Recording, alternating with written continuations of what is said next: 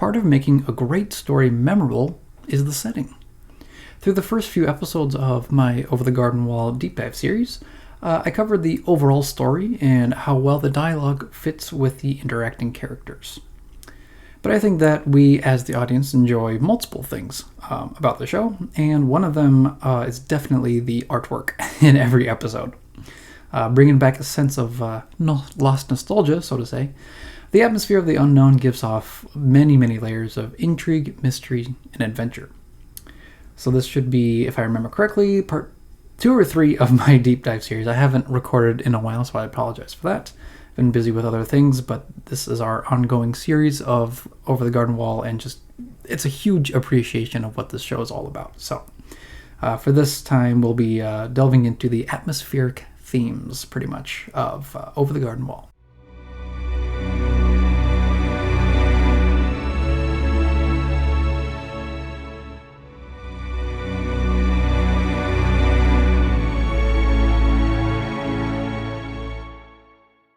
From the very start, we get a glimpse of how eerie the Forest of the Unknown is, and how it makes wanderers, like Wirt and Greg, feel completely lost. Perhaps it's the sense of panic and fright that drives the beast closer to his next prey, a trait that Wirt constantly issues forth during the entirety of the show up until around the final encounter of the last episode. Shrouded in mist and always casting shadows, the Forest of the Unknown makes travelers become lost, weary, and eventually give up hope of ever finding their way back home, wherever that may be. Now don't get me wrong, I absolutely love the atmosphere of the unknown in the woods that the beast has control over, or so it seems. The forest is never ending and thick with so many trees it's uncountable. Not only that, but it never seems to fade or end, even when it's shown in, background shots and whatnot. That's the strange thing about the unknown, maybe, that it's an endless place that stretches on and on and on with each innocent victim, and that their life and what their lifestyle is all about. But we'll get into the theories of all that into the future episodes, highlighting that the atmosphere of the woods, which is definitely a major part of the story, I think, affects those who travel through it, is a crucial part of the story. While Wirt worries about how to get home, Greg enjoys the random trails and places they come across. Though it's for another future episode, the time setting in the unknown always seems to be one of a significant historical era. In the first episode, we see that the woodsman's main source of comfort and work is a grist mill, something that not a lot of people really know about nowadays. Assuming that Over the Garden Wall is based in America, grist mills were used in the 1600s-ish, hundreds of years before the modern time of Wirt and Greg, which obviously modern time for them is not modern time in 2025. So, hidden in the shadows of the unknown and remain stuck in the past, the grist mill is an ominous structure from outside, but provides comfort and warmth on the inside. The eerie fog in the mist of the unknown surrounds the woods and gives a sense that unseen eyes are watching, even from the working mill of the woodsman. Jumping over to when the massive black dog attacks Wirt and Greg, it's a great way to include the danger and strangeness of the unknown, and possibly about the beast's servants, possibly? The black turtles are odd, and the big dog is possessed by one of them until it spits it out. Now, the first episode, when talking about atmosphere, before getting into other theories again, it is all based on mystery and panic. Shadowed woods, a massive black dog, and a somber-looking woodsman all give off negative auras. The strange part of the unknown switches dramatically when all those shadows are gone, and we're seeing a whole new wide-open space when Hard Times of the Husk and Bee arrives. Like many of the audience, I absolutely love the old-timey vibes of Pottsfield, a simpler way of life with many hidden purposes from beneath the surface. Instead of all the gray and black shadows of the episode before, Pottsfield welcomes us to an array of vibrant colors, since the town is considered full of lively activities, like dancing around the maypole and celebrating the harvest. The artistic direction swaps from the first episode very dramatically as well. On the outside, Pottsfield seems very welcoming and peaceful, with bright sunshine and plentiful fields, but once Wirt and Greg venture into the barn, things turn dark and threatening. Of course, things turn out fine with, Enoch's decree of, few hours manual labor. But I think we as the audience enjoy the style of Enoch and his people. Skeletons inside the costumes of pumpkins. Pilgrims of an older year still living their best lives, if one could call it living in the unknown. Their attire fits them perfectly, the music blends well with their customs, and I always love seeing the little black cat dancing around with them. Story-wise, Wirt is excited to see that a new day has come and there's a refreshing sunlight to keep them going. I think that seeing a new day always pushes people forward to get progress done, and that always kind of reminds me when I'm watching this episode. Additionally, Greg is excited to be part of almost anything, even part of the pumpkin pilgrims, as he literally walks out with a pumpkin stuck into his foot. Small details like that really make this show stand out, like the small details that you pick it up after you kind of watch it time and time again. So, switching to episode 3, School Town Follies, Wirt, Greg, and Beatrice are back inside the woods, though this time they follow a road to a schoolhouse, most likely part of the 1800s or so, when schoolhouses were one room and filled with various grades. Of course, the odd part of this school is that the students inside are all animals dressed in different clothes. But even the way they're dressed gives off the impressions they're from that around 1800s time. A strict classroom with organized seats and a lunchtime room with straight tables and bland food add to the almost depressing sense that the animals aren't really enjoying their lessons. Because of their strictness, Wirt begins to act the part of a student, obediently following the orders of Miss Langtry, much to the annoyance of Beatrice. Meanwhile, at the forest edge and near a stream, Greg plays around with the animals, who are still dressed up, but in more casual styles. However, with the sudden appearance of the gorilla, an animal that stands out among the farm pets, so to speak, gives the episode a chaotic burst. But I think that the way that they animated the gorilla, the gorilla, was perfect in the fact that the face never really moves, since it's part of the costume, something that maybe first-time watchers might not catch right away. Like the facial features don't really move up and down, or like his mouth doesn't move when he's like yelling and screaming, and his eyes don't blink, so it's just like little things like that, like I said before, like little details like that, where all the animals, they're blinking, they're growling, moving, but just little things like that. It's very nice. And finally, the way that they made Mr. Langtry a stern man by giving him the dark colors of the coat and menacing growl to the students definitely makes him the bad guy of the episode. But we later see that he's actually a really thin older man wishing only for the best for the school and for the students. So appearances can be deceiving, but sometimes it's for the better.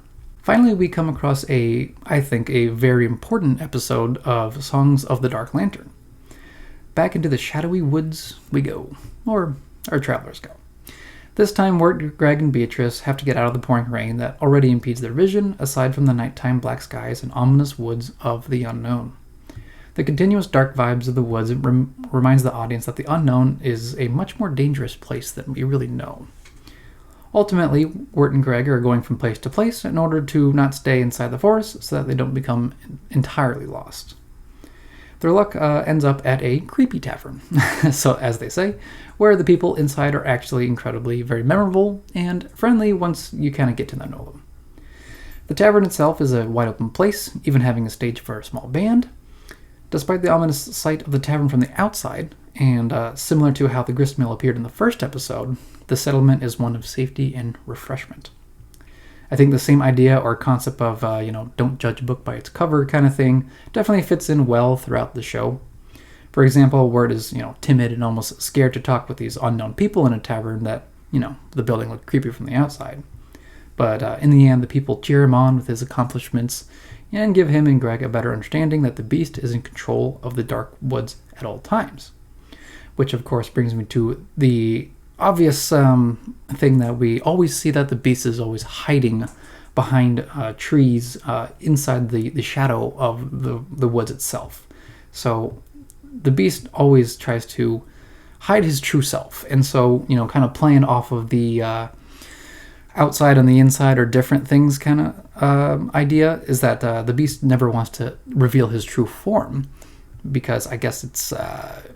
I don't know. He's just vulnerable, I guess, when his true form gets revealed, and it's all, like wooden texture, and his eyes are really creepy, and everything's branched out, and faces all over him.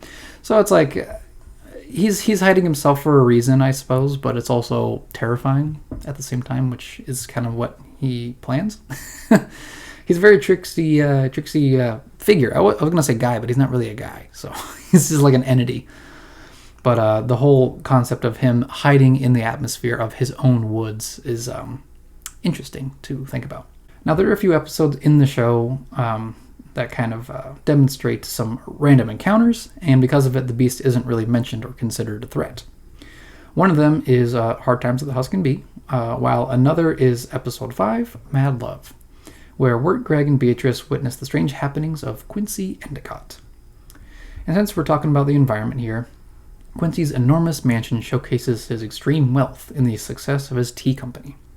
Everything seems very organized with, well-lit rooms, except for, like some hallways and some rooms that aren't really technically part of his own mansion.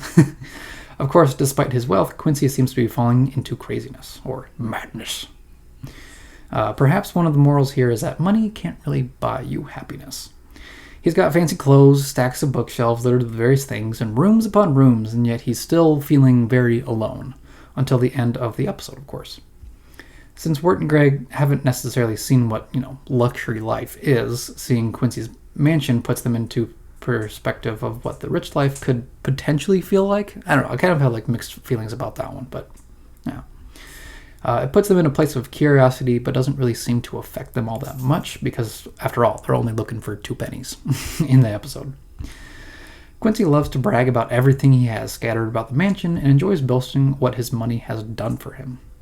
Yet the most important item of them all is the portrait of what he assumes is a ghost.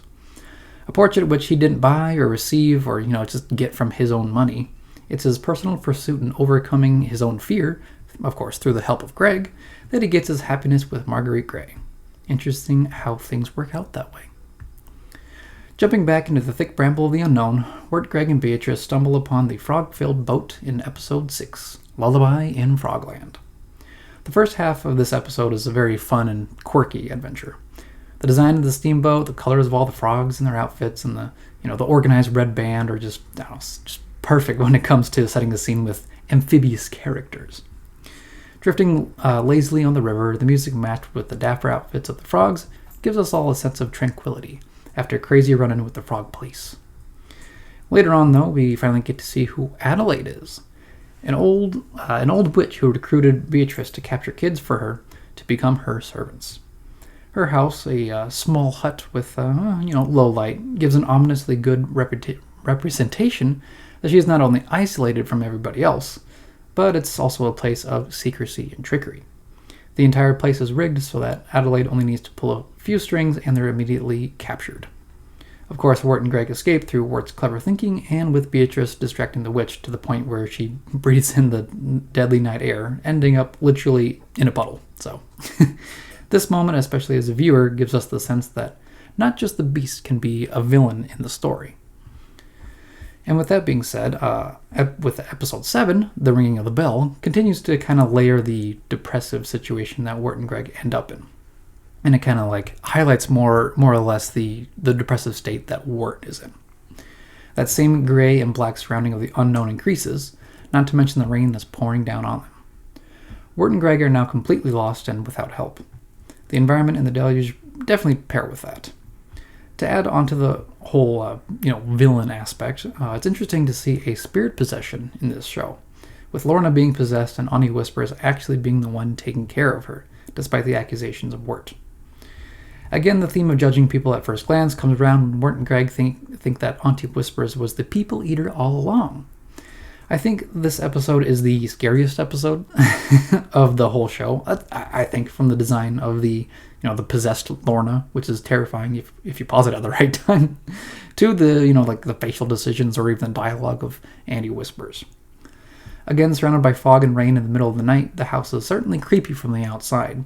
But once inside, they are again given the help they need after solving the riddle of the possessed spirit and the magic of the bell. So, and another thing to add that I didn't really write in here is the, the artistic direction of the bell itself is when it rings and it glows and then Lorna's eyes glow at the same time. Of course, it demonstrates the possession or the spirit inside of Lorna kind of controlling her when the bell sounds. And obviously, the last episode of my deep dive series is theories, and I keep mentioning that I'm going to keep putting things in a future episode, and these theories is going to be a long episode. This is one of them. But for this one, for the environment and the artistic design of the bell is very, very cool, and especially because the bell itself is shaped like Lorna, except that the face is a skull, if I remember correctly. Again, little details like that really, really add to the carefulness and the preciseness that they really put into the show. So it's every single episode, and I could probably go back and find new things. So, but on with the episode here. Although they do receive caution, leaving Ani Whispers and Lorna, Wirt remains unsure of himself as they plunge back into the misty, unknown woods. His spirit dampens deeper the longer they wander through the forest, reflected again by the dark and dreary colors of the swamp, or the swampy land that they're in right now. The only shining light here, of course, is Greg, and where the complete contrast of him and Wirt is represented. Babes in the Wood, episode 8, is, well, interesting, to put it simply. The concept of dreaming here is strange, but I'll, get to it in the theories episode. As Greg's astral self, so to speak, drifts off into the Cloud City, we as the audience see a total flip to what we're accustomed to seeing, or especially in the last episode and the beginning of this episode. Bright, shiny colors surround the clouds, and everyone is excited and happy. Definitely not the environment of the unknown itself, but it's always seen within the people that kind of dwell within the unknown. So something to think about too. The bright colors, I think, is a great way to see how Greg's mind works, in a way. Whimsical, funny, and very random. Even when the Old North Wind arrives, Greg remains strong and defeats him, despite his size and cold breath, which apparently affects the woods and the strangers inside. The design of having the Old North Wind as a, pretty much like a brutal, unforgiving tornado is perfect, and especially his little henchmen as like little storm clouds, which is absolutely perfect. And of course, they had to put like jazz music to it, which was absolutely perfect, and I'll get to that on the music episode. But I think that the design of Old North Wind being this very like unforgiving storm that kind of blows all the cold weather onto them would make sense because he's after Greg in that episode. So for me, that makes sense. And before getting to the final episodes, this one is good to reflect on how Greg remains so strong even through the tough times of darkness. Now, I don't have too much to say about episode 9, Into the Unknown, with, like the artistic design. It's still very, very great. Don't get me wrong. So it's, it's the backstory of how Wirt and Greg enter the unknown accidentally because of the oncoming train at the end of the episode. The great thing that they did during this episode, however, is setting the timeline and basically introducing our characters and their attitudes towards their surroundings. We get to see that Wirt and Greg are wearing homemade Halloween costumes too, if anyone was curious as to why they wear such odd outfits, I guess. But it makes them stand out and, to be unique in their own way. And as so many fans know that, during the cemetery scene, we actually get to see a headstone with the name of Quincy Endicott on it. A curious thing that we'll dive into later.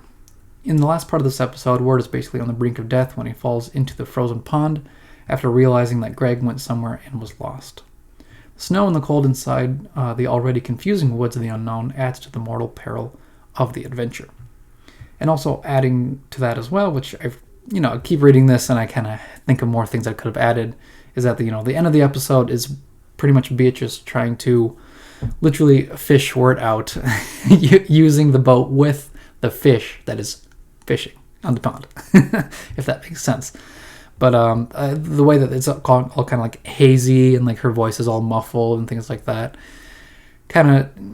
that's what kind of really adds to the said mortal peril, pretty much. Like, does Wirt actually, can they die in the unknown? Like, does he get made into an Edelwood tree at the end? If he did end up, passing away for, hypothermia and stuff like that. But I don't know, just like the way that they kind of made everything blurry and, flashing, black and white, and really representing of how we're struggling a lot at the end episodes, which makes so much sense.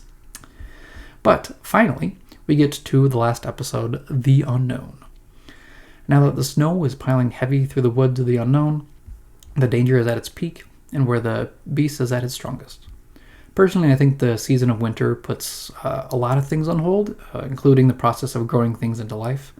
For instance, I live in the Midwest, where winters aren't terrible, but there have been a lot of very cold days in the past. I feel like it's getting warmer each year, but in the past there used to be very, very cold days where ice was packed and then snow, and then it was like 2-3 feet of snow. It was a lot. So all that snow and ice causes a lot of problems, and it still does. I also think the stillness of winter in the woods is a different kind of depressive silence, with the absence of living creatures, besides occasional birds and squirrels. The forest of the unknown in the winter is probably where the beast thrives. His victims are definitely weak, and their will is just waning at every minute that they spend out in the cold, which would make sense. It's an interesting idea too, since we're so used to seeing the unknown as like a shadowy gray and black forest this whole time. But of course, when the episode is pretty much at the climax here, or at the the kind of like in the middle, I would say, of this episode, it's in the middle of the night, where the only source of light is the ominous lantern that the woodsman clings onto. The confrontation of the beast against Wirt is threatening and thrilling. The beast with his supernatural powers is able to cause absolute darkness around Wirt, an effect that definitely causes utmost fright and terror for most kids. I'd say most kids, because, I don't know, maybe it is most kids, or maybe all. But Wirt is able to overcome it, and where we learn that the lantern is actually the item that holds the spirit of the beast inside. Or so it's, assumed. I think that having the design of the lantern being so simple is also a really great decision. It's not something that most, first viewers of the show really paid too much attention to. Maybe you did, maybe you didn't. At least I didn't, so maybe I'm just not that perceptive about things like that when I watch shows for the first time. Summing it all together, there are many things that make Over the Garden Wall special and unique, one of them being the absolute magical aspect of the art design. Each episode has so many specific styles, representing so many emotions and auras, so to speak. The ups and downs of all the characters' traits can be visually seen mixed with their dialogue, and as always, the unknown is pictured as an ominous and bleak place, a confusing wood where unfortunate souls are lost to the whims of the beast and his tricks. But with the colorful and unique characters Wirt, Greg, and Beatrice meet along the way, the show forms into a most excellent story that will certainly be memorable for many more years to come, or at least I believe so. And that's kind of all I had written down for this episode. And I know that I did forget again. I know it's an episode of me forgetting. Another really cool aspect, I guess, about the show is that the actual animation style, I would say, kind of reminds me of the 1900s animation, I guess, like early animation style. Occasionally we get to see that it's like a circle frame. I think it's called an iris frame, from what I remember reading, an iris frame or something like that, where it's just the circle frame. And there's a lot of times throughout the show, especially right away in the intro, where the corners are all kind of blurred out. So it's kind of black corners, and it just kind of blurs into the actual picture. That kind of represents an older style of animation, was very, very cool. And I think the whole show itself, character design and hand painted, at least looks like hand painted environments, still environments, while the characters are a leaf, blows by, but the actual background is, a still background, so to speak. Kind of reminds me of older animation where it was definitely more personal, I guess. It was all, handmade. For me, I like original stuff, so that I really, really appreciate that.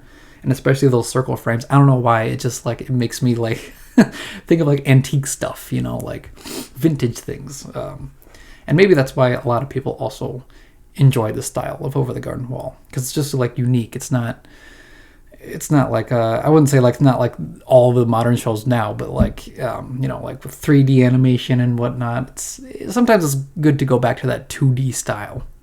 And of course, this was made 11 years ago, so who knows. But I think that is kind of all I have for this whole episode. If you guys would like to mention anything in the comments, anything that I probably did miss, I haven't really recorded a Over the Garden Wall deep dive series in a while, so it was kind of not so much rushed, but I felt like I needed to get something out for you guys. And I just can't wait until the the theories episode, because it's going to be a long one, and it kind of like sums up the whole story in one very big episode. So I'm excited for that, for you guys to listen to, and I guess for you guys to listen to me ramble all the time. So that's kind of what the deep dive series is all about. Appreciating the show because I love it very, very much. So with all that being said, I think that is kind of all I'm gonna say for now. So until until the next episode, which may or may not be a longer episode for me. I consider 25 minutes to be, a shorter episode. I'll probably have longer ones in the future here. So, but enough rambling, enough talking out of the way. Be sure to check out my channel. I would really appreciate it. I have a bunch of things going on. So I have, Exploring Arda, which is my continuing Tolkien series, where I read through, obviously, Tolkien's books other than Lord of the Rings and The Hobbit, so basically Middle-earth lore. And I'm also beginning to read through, I'm about halfway through the first Narnia book, The Magician's Nephew. So that's been fun. And then I obviously have Over the Garden Wall, along with me having all my other personal projects and hobbies that I have off to the side. So I'm a busy guy. I make myself busy. So enough rambling, enough talking out of the way. I'll see you guys in the next episode.